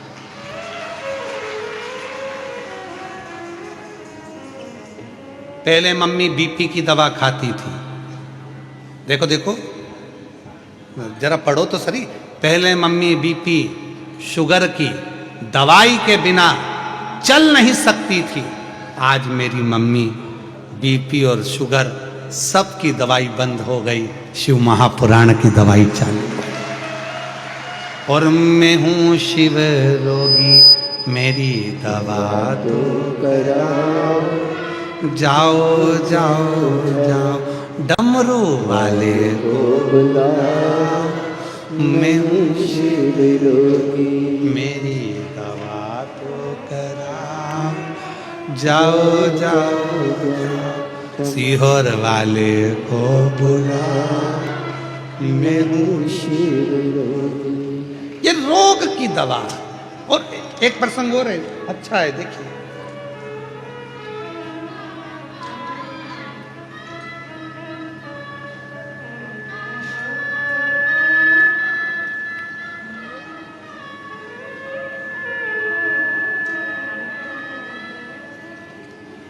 गुरुजी मेरा प्रणाम, मेरा नाम शारदा पटेल है, मैं बड़ौदा से आई हूँ। शारदा पटेल कहीं बैठी हों तो हाथ हिला सकती हैं, बड़ौदा से हैं।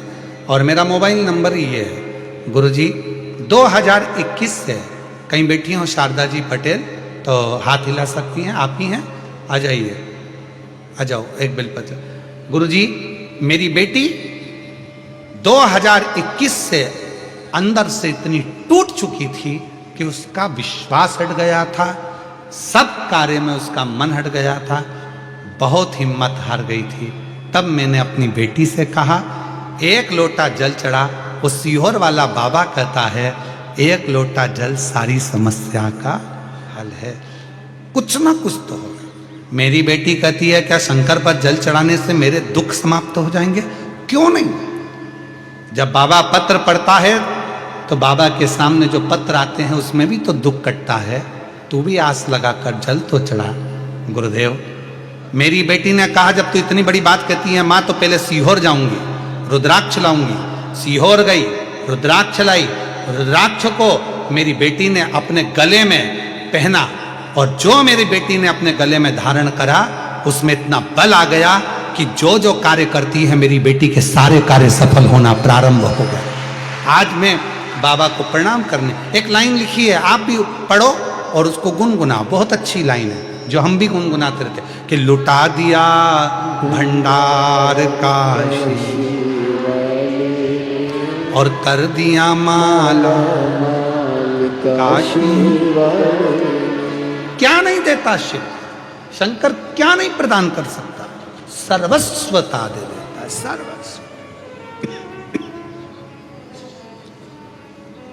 जो जैसी भावना लाया वो वैसा ही फल पाया। आप जिस भावना से आए हो, आप जिस विचार से आए हो, आप जिस शुद्ध भाव से आए हो वो आपके ऊपर निर्भर करता। इसीलिए शिव महापुराण की कथा कहती है कथा सुनने आना। हमको मालूम है कि पंडाल में जगह नहीं मिलने वाली, हो सकता है ट्रैफिक में फंसोगे, थोड़ा लेट होगे, थोड़ा देर होगा, समय लगेगा, तो अपने साथ एक छाता, पानी की 2 बाटल लाए हो। सब लोग जम के बोलो जरा, पानी की अगर 2 बाटल लाए हो तो फिर पानी बांटने वाला आ रहा है तो बार बार उठ के खड़े क्यों हो रहे हो?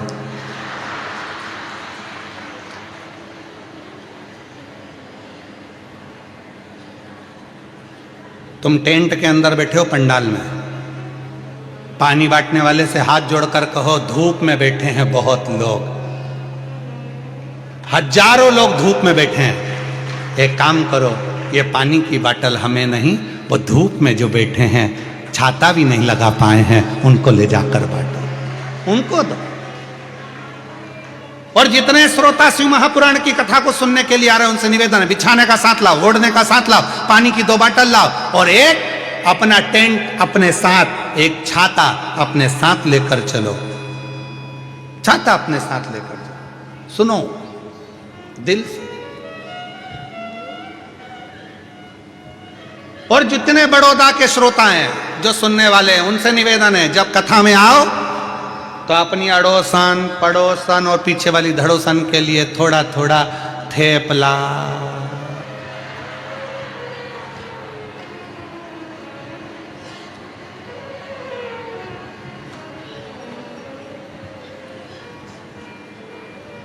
फाफड़ा,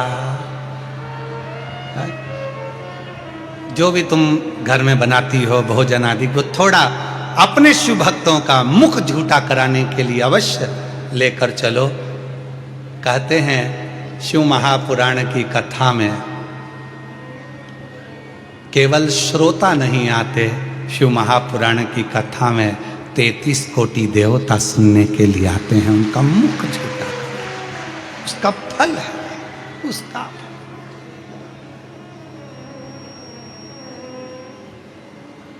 उसका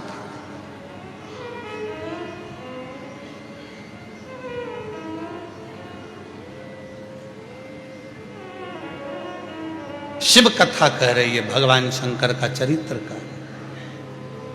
पूछो भगवान, ये मेरे हाथ में राजयोग भले ना हो पर शिव योग होना चाहिए। मुझे शंकर का दर्शन चाहिए, मुझे राम का दर्शन चाहिए, मुझे कृष्ण का दर्शन चाहिए। बताओ मेरे भाग्य में है कि मेरी किस्मत में है कि?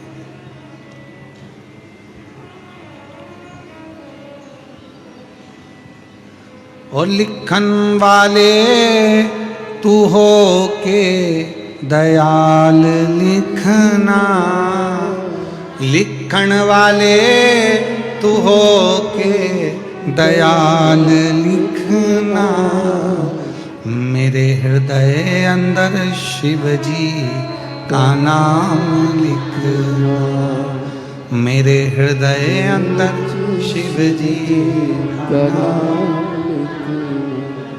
माँ जब अपने बच्चे के हाथ में कलम पकड़ाती है, पेंसिल पकड़ाती है, पेन पकड़ाती है, कॉपी देती है, लिखो लिखो,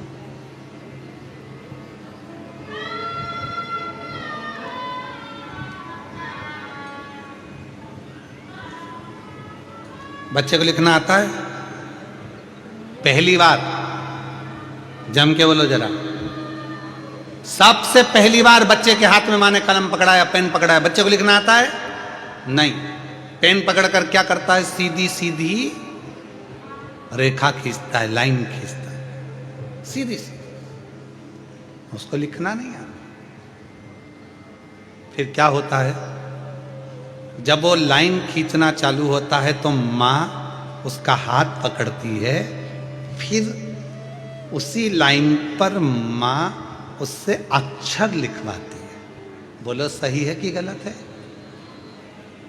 माँ हाथ पकड़ी, बच्चे को कॉपी दे दी, पेन दे दिया, उसने तो लाइन खींचना प्रारंभ करेगा, उसने लाइन खींची।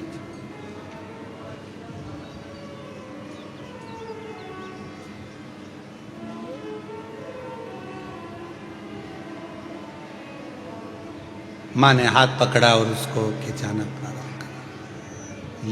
यही शिव पुराण कहती है। शंकर के मंदिर में जाकर शिव जी को जल चढ़ाकर जब कोई चंदन की 3 लाइन भगवान शंकर के शिवलिंग पर खींचता है, शंकर उसका हाथ पकड़कर उसका भाग्य लिखना प्रारंभ कर देते हैं। शिव भाग्य।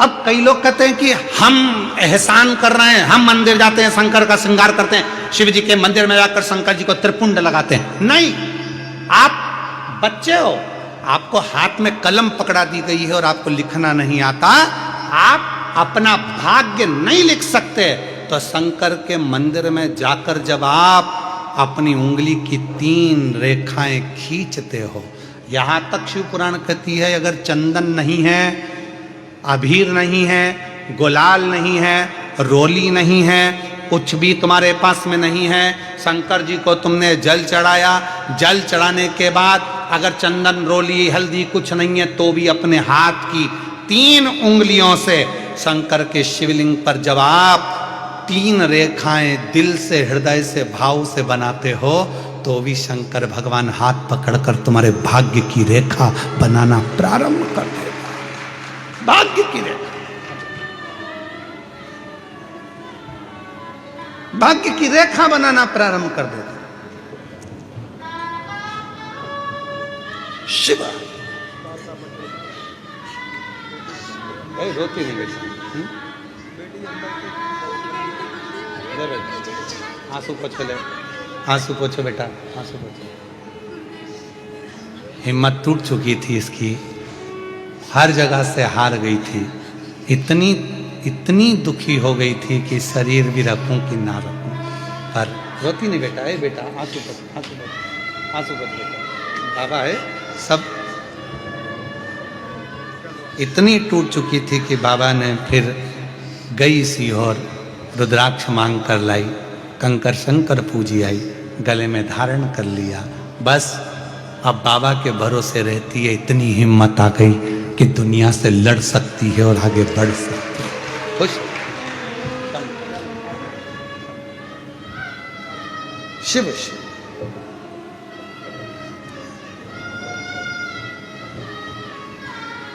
एक विश्वास, मेरा तू ही तो हमदर्द,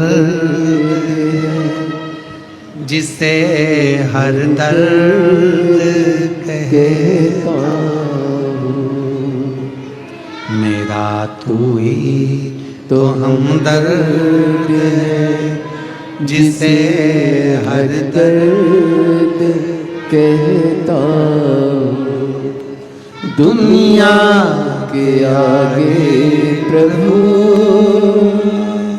चुपचाप मैं रहता हूँ। दुनिया के आगे प्रभु चुपचाप मैं रहता हूँ। मेरा तू ही तो हमदर्द है, जिसे हर दर्द कहता हूँ। मेरा तू ही तो हमदर्द है, जिसे हर दर्द कहता हूँ। दिल से आप खींचो 3 लाइन। ब्रह्मा विष्णु महेश की 3 सलाखाएं जब शिव जी के शिवलिंग पर लगाई जाती है, यहां तक शिव पुराण कहती है, अगर हम शंकर भगवान के शिवलिंग को जल चढ़ाकर 3 रेखाएं भी ना खींच सकें, तो अपने हाथ की 3 उंगली का यदि स्पर्श मात्र भी शिवलिंग पर कर देते हैं, तो ब्रह्मा विष्णु और महेश की करुणा हमारे ऊपर होना प्रारंभ हो जाती है। यहां तक शिव पुराण का, यहां तक। क्यों कहते हैं आपसे? शिव महापुराण की कथा सुनने के बाद जब आरती हो, आरती होने के बाद कर्पूर गौरम होने के बाद जब आप अपने घर को जाओ, हमारा तो निवेदन है, जिसको बीच में अगर कथा चलते में बीच में घर जाना रहता है, तो उसको कथा में आना भी नहीं चाहिए।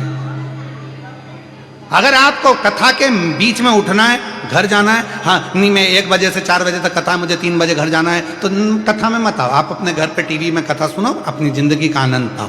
कौन कह रहा है कि जाओ? 1 बजे से 4 बजे तक कथा है, तो 4 बजे जब कथा विराम हो, आरती हो, वहां की मिट्टी को अपने हृदय से लगाओ, मस्तक से लगाओ, प्रणाम कर कर बाबा से झोली पसार कर विनय करो, बाबा तेरी कृपा से बड़ी मुश्किल से कथा मिली है, ना जाने बड़ौदा में तू फिर कब आएगा, कब कृपा करेगा, ना जाने कौन सी मेरी किस्मत पलटाना होगी जो तू मुझे कथा के पंडाल में ले आया।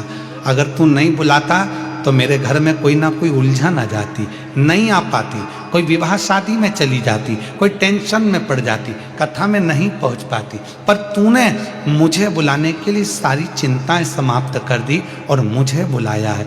मैं समझ गई, शादी में अगर कोई किसी को बुलाता है तो विदाई में कुछ ना कुछ देकर भेजता है। तूने मुझे कथा में बुलाया तो तू भी कुछ ना कुछ देकर जरूर भेजेगा।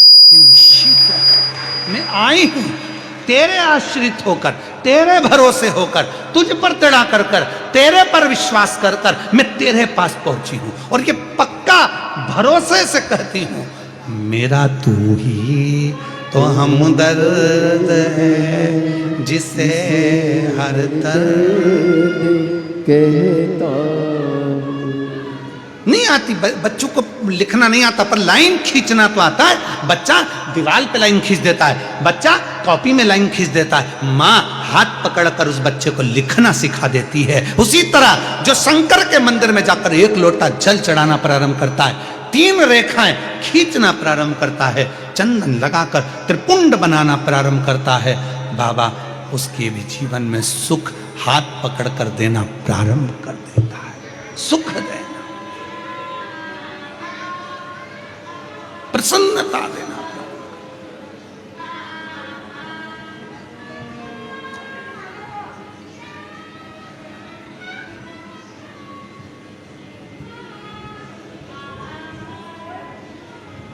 कहो उससे,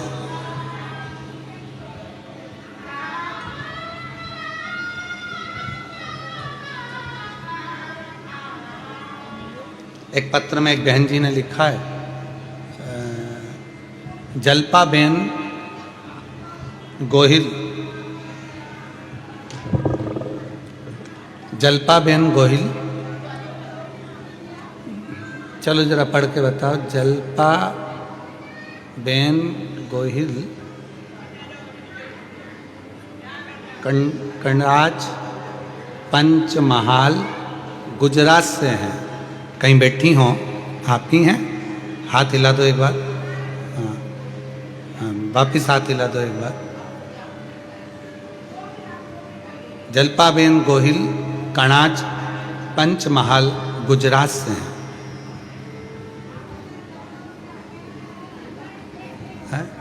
दो माताएं हैं जिनका नाम ये है। जल्पाबेन कौन सी हैं? जल्पाबेन हाथ हिलाएं। जल्पाबेन गोहिल हाथ हिलाइएगा। हाँ ठीक है, दिख गए, आ जाइए। एक लोटे जल का शिवरात्रि के दिन गेहूं के उपाय का आपने बताया था गुरुदेव। गुरुदेव, मेरी माँ को एक बीमारी है, पॉलीसिथीमिया कर एक बीमारी होती है जिसमें ब्लड चढ़ाया जाता है। डॉक्टर के हिसाब से वो बीमारी कभी समाप्त नहीं होती, अंतिम सांस तक रहती है। पर गुरुदेव, आपने कहा था कि पंडाल में बैठकर कथा सुनो, आखिरी में पंडाल की मिट्टी को अपने शरीर पर लगाकर जाओ, बाबा आपके दुख को दूर जरूर करेगा। गुरुदेव, मैंने सूरत डिंडोली के दूसरे दिन की कथा पंडाल में बैठकर सुनी और मेरी माता को मैंने वो मिट्टी ले जाकर दी और मम्मी ने शरीर पर लगाई। आज बाबा को धन्यवाद देने के लिए आई हूँ कि मेरी मम्मी की वो पॉलीसिथीमिया की बीमारी पूरी की पूरी समाप्त हो गई और बाबा की कृपा से मेरी मम्मी पूरी ठीक हो गई। गुरुदेव, बाबा बाबा है, देने में कमी नहीं करता, वो इतना देता है गुरुदेव कि जो मांगो वो प्रदान कर देता। मैं बाबा को नमन करने आया हूँ। एक लाइन अच्छी लिखी है कि लुटा दिया भंडार काशी वाले ने, कर दिया माला काशी। शिव से, हृदय से, भाव से, निर्मलता से और हृदय की शुद्ध भाव से जो हम कहते हैं वो शिव स्वीकार करता है, शंकर भगवान स्वीकार करते हैं। देवराज नाम के ब्राह्मण को जब भगवान देता है तो कुछ ना कुछ अच्छा करने का प्रयास करता है। वो शिव मंदिर में पहुंच गया, शंकर भगवान ने हाथ पकड़ा, उसके प्राण छूटने का समय था। बेल पत्र के वृक्ष के नीचे उसके प्राण छूटे। बेल वृक्ष,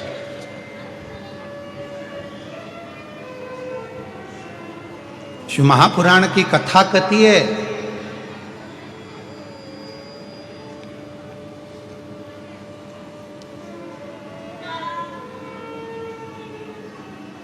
मरने से पहले अपने सिर का ऋण चुका देना चाहिए।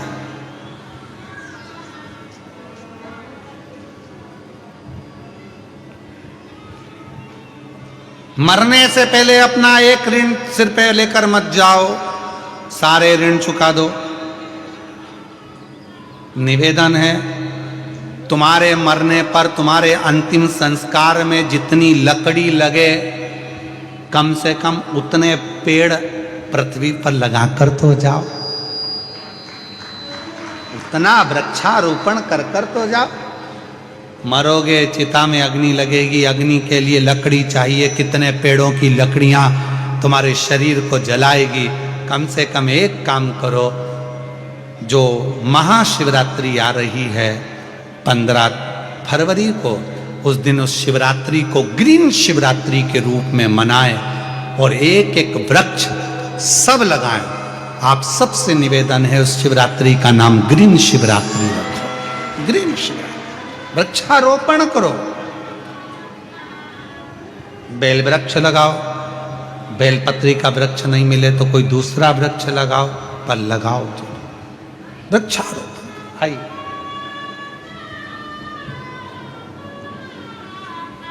शंभु।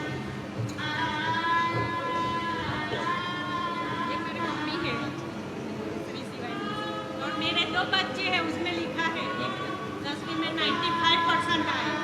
ठीक है ना? अभी और 12वीं की तैयारी कर रहा है और बेटी 10वीं में है, कोई उसके भी लिखे। हम सीहोर 5 बार जाके आए। वाह वाह। जी को बोलना हमें भी कथा करानी है बाबा। गाँव में। शंभु शंभु करा। भंडार भर दे बाबा। शिव कृपा।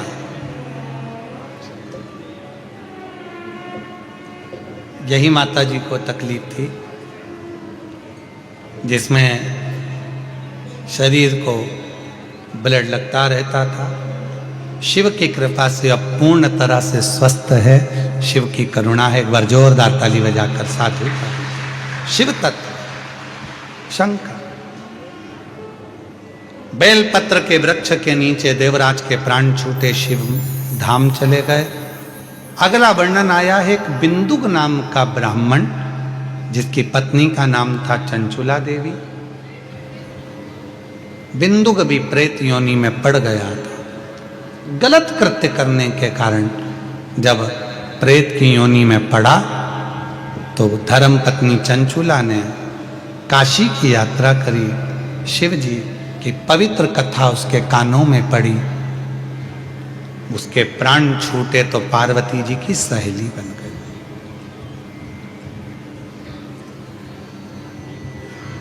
बिंदु को प्रेत की योनि में देखकर चंचुला का मन बड़ा दुखी था।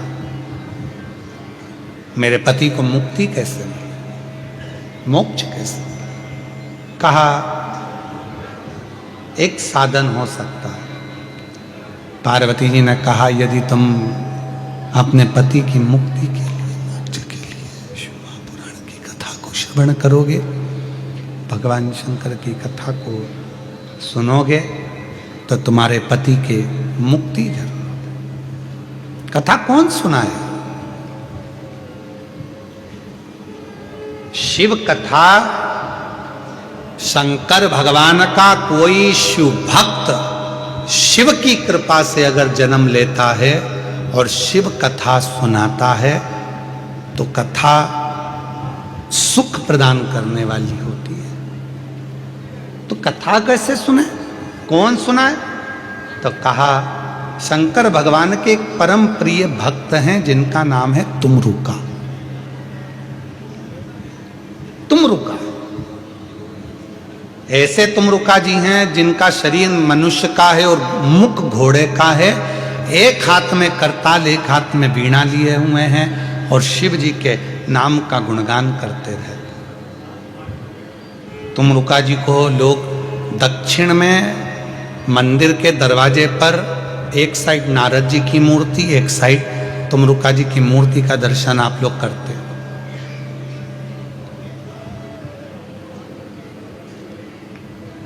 महाराज जी पूरे दुनिया के लोगों को मालूम पड़े कि तुमरुका जी कैसे हैं, उन्होंने कैसे भजन किया, कैसे तप किया, साधना करी, शिव की भक्ति करी। उन तुमरुका जी की पूरी लीलाओं का कॉरिडोर हम कुबरेश्वर धाम पर बाबा की कृपा से बनवा रहे हैं, जिसमें बच्चे बच्चे को तुमरुका जी का महत्व मालूम पड़ेगा। एक एक महिला, एक एक पुरुष, जीजी जीजा जब दर्शन करने के लिए आएंगे तो उनको मालूम पड़ेगा कि तुमरुका जी ने कैसे कथा सुनाई, कैसे तुमरुका जी ने देवऋषि नारद के भांजे पर्वत मुनि को तप करवाया, कैसे साधना करा। उस सारी लीलाओं का दर्शन पूरी दुनिया में केवल एक ही जगह सीहोर कुबरेश्वर धाम पर तुमरुका कॉरिडोर में। समय लगेगा भी इसको बनने में लगभग, पर शिव कृपा से और आप सबका सहयोग रहा तो जल्दी से जल्दी बनकर तैयार होगा, ये भी निश्चित है शिव कृपा से। चंचुला देवी ने शिव पार्वती से विनय कर कर शंकर भगवान, पार्वती माता, ईश्वर जी, गोरा जी बने, गणागौर बनकर चले और सुंदर आनंद के साथ में शिव महापुराण की कथा प्रारंभ होती है। ईश्वर जी, गोरा जी आ रहे हैं, जोरदार ताली बजाकर स्वागत करें।